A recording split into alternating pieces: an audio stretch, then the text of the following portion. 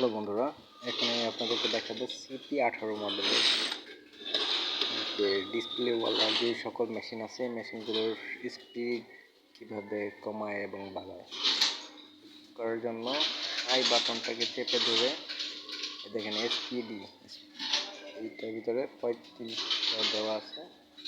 দেখেন plus button চেপে 4000 পর্যন্ত করে দিয়ে সিলেক্ট বাটনে দিয়ে আই দিয়ে দেখেন স্পিড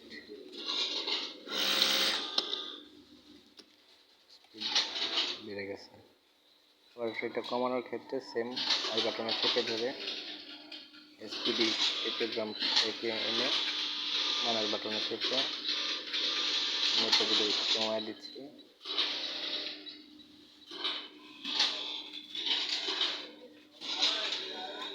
3400 করে দিচ্ছি।